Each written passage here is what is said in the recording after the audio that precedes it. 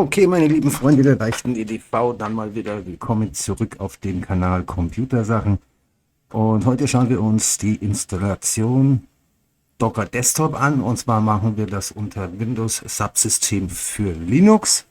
Was natürlich jetzt erstmal voraussetzt, dass wir Windows Subsystem für Linux installieren. Es gibt da mehrere Möglichkeiten. Man kann es über Futures einschalten. Man kann es einzeln herunterladen und installieren und man kann es direkt in der PowerShell mit WSL-install installieren. Da gibt es aber einfach auch oft Probleme. Um genau zu sein, ist es eigentlich schon der zweite Versuch. Ich wollte eigentlich mehrere Möglichkeiten hier aufzeigen. Sind aber einfach zu viele Fehler einfach gekommen, dass ich das Video jetzt einfach nochmal komplett neu anfange. Und wir gehen jetzt einfach den einfachsten Weg, der am einfachsten, am schnellsten für euch ist. Mach mal gar kein langes Drumrum, sonst heißt es wieder, ich fasel zu viel. Was ja auch nicht so ganz verkehrt ist. Windows Subsystem für Linux. Können wir oben reinschreiben. So, da gibt es jetzt allerdings wahnsinnig viele, die ihr auswählen könnt. Da ist natürlich jetzt die Frage, ja Kinders, was ist denn hier das Richtige? Ich habe euch einen Link in meinem Homepage-Artikel natürlich mit reingebaut, den ihr dann natürlich gerne verwenden dürft. Den verwende ich nämlich jetzt auch. Füge den mal schnell hier ein. So. Und damit kriegen wir das entsprechende Programm auch direkt.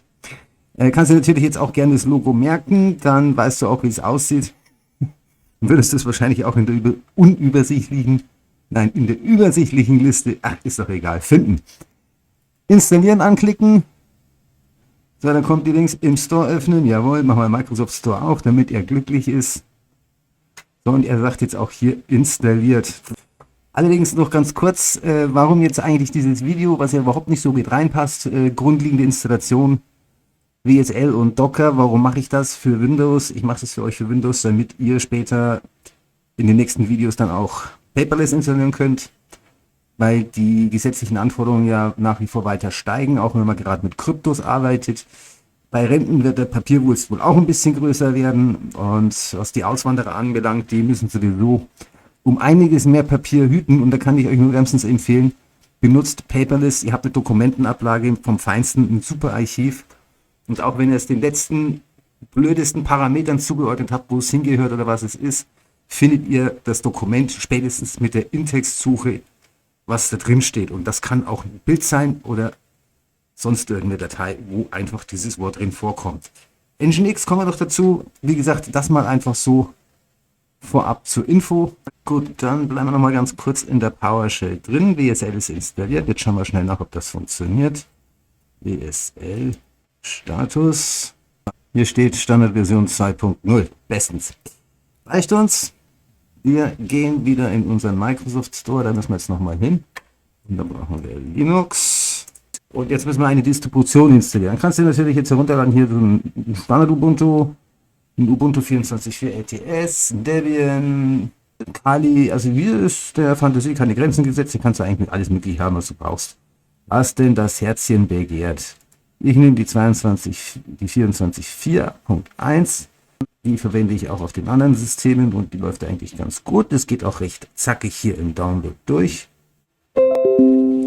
So, ist installiert und jetzt das Ding öffnen. So, dann gehen wir auf Öffnen. Das dauert jetzt noch mal kurz einen Moment. Das ist der erste Start, da ist das immer ein bisschen zickig. Läuft aber in der Regel ganz gut. Dauert schon wieder so lang. So, dann hast du das Fenster. Da hast du natürlich jetzt vorher noch das Passwort eingeben müssen, also den Benutzernamen vergeben und das Passwort eingeben müssen. Das habe ich jetzt mal übersprungen, die Eingabe, weil das kriegt ihr auch so hin. Da muss ich nicht wieder bei Google so viel ausgrauen. Und damit ist unser Windows Subsystem gestartet. Wir haben jetzt natürlich hier alles neu installiert. Was wir jetzt natürlich noch machen müssen, was hier noch nicht passiert ist, ist updaten. Sudo apt update. So, schauen wir jetzt erstmal, ob das funktioniert. Er will das Kennwort haben. Das ist das Kennwort, was ihr am Anfang vergeben habt. Das Root-Kennwort. So, und ihr seht, er lädt runter. Er lädt sich jetzt die Header-Dateien schon mal. Das heißt, es läuft alles. Das heißt, wir haben auch eine Internetverbindung. Das sollte jetzt eigentlich recht fix gehen. Ich schneide euch das ein bisschen runter, damit es nicht so lange dauert. Ich hoffe, das ist okay. Gut, das Ganze ist jetzt durchgelaufen, aber die eingefleischten Unix-Freaks, die wissen natürlich, dass das hier bei Linux ein bisschen anders läuft. Linux ist ja im Prinzip so mal auch wieder halbwegs das gleiche. Und wir haben jetzt nur die Header-Dateien runtergeladen. Wir müssen jetzt natürlich noch ein Upgrade machen. Upgrade. Und dann machen wir Bindestrich Y dahinter, dass wir nicht mit Ja bestätigen müssen. Denn wir führen die Befehle jetzt hintereinander aus. Dann brauchen wir sudo apt auto remove. Das löscht uns alle nicht mehr benötigten Dateien von der Platte. Und wieder 2 Unzeichen und sudo apt auto clean. Damit wird dann noch einmal das System bereinigt und schmeißt alles raus, was nicht mehr bereinigt an Config-Dateien und so benötigt wird. Sprachfehler. Entschuldigung. Und Enter. Das Kennwort hat er dann in der Regel noch. Das dauert jetzt natürlich wieder einen ganzen Meter. Das dauert jetzt ein bisschen länger. Und ich würde sagen, ich schalte euch wieder auf Pause und wir sehen uns dann, wenn der durch ist. So, dann lasse ich euch mal kurz einblenden, dass ihr seht, braucht euch keine Sorgen machen, da laufen tonnenweise so Zeilen durch, was er da eben auch macht. Wird auch alles angezeigt, was er updatet. Das ist also wirklich schon viel. Und wie gesagt, da einfach ein bisschen Geduld haben, die laufen dann durch. Wenn ihr den Befehl mit dem Dreiteiler oben so übernommen habt, macht ihr das alles komplett fertig. Und nach dieser Installation passt eigentlich dann auch alles. Und ich komme wieder, wenn er komplett fertig ist. Ja, ich komme wieder, wenn er komplett fertig ist. Ist natürlich eine gute Aussage, wenn er schon fertig ist. Okay, macht nichts. So, dann können wir eins machen. Wir können sagen sudo. Ja, wir müssen wieder im richtigen Fenster sein. Sudo reboot -h0. Das heißt, es soll einfach sofort neu starten. Ups, und weggesagt. Wenn es wirklich mal nötig ist, weist er darauf hin und sagt, das Linux sollte neu gestartet werden. Aber wenn man so viele Updates eingespielt hat nach einer neuen Installation, schadet es nicht, wenn man einfach das System mal neu startet. So, dann schauen wir mal. Wir haben unser Linux-Subsystem ja neu gestartet. Der müsste eigentlich auch schon durch sein. Docker Restart, Docker Engine komplett rebooten. Ob er dann auch noch läuft. Nicht, dass es hier heißt, ich habe euch einen Blödsinn verkauft. Ein ist auch da. Sollen uns aber auch nicht so viel jucken. Wir brauchen jetzt hier oben als nächstes Docker Desktop. So, und hier haben wir es auch schon. Docker Desktop, kostenlos installieren. Nehmen wir. Ja, wird runtergeladen, klicken wir es mal auf, ist ein bisschen größer, etwas angenehmer. Ich mache hier mal kurz auf Pause und komme dann gleich wieder auf euch zurück. So, und es geht wieder ein Stück weiter. Docker Desktop installieren. Das kommt jetzt automatisch wieder die Admin-Abfrage. Sagen wir ja. Jetzt kommt das Install. Mal schauen, ob sich das ein bisschen schneller bewegt oder ob ich jetzt gleich wieder Pause drücke. Wird initialisiert. Ja, ich drücke mal Pause. So, wir haben hier oben stehen installiert und hier unten ist unser Symbol Docker Desktop. Der wird noch nicht ausgeführt, das machen wir jetzt mal. So, Welcome to Docker. Da ist jetzt die Sache, nimmst du es für die Arbeit her oder persönlich. Persönlich ist es kostenlos. Work ist natürlich kostenpflichtig. Create an Account. Wenn du noch keinen Account bei Docker hast, müsstest du jetzt natürlich Create an Account machen und dir da einen anlegen. Außer der E-Mail-Adresse und euer Namen müsst ihr da nichts angeben. Das ist alles so okay. So, ich war eigentlich der Meinung, dass ich hier mein Zeug schon eingegeben habe. Das ist irgendwann nicht der Fall.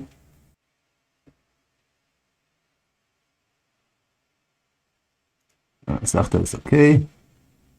Docker Desktop öffnen und Running.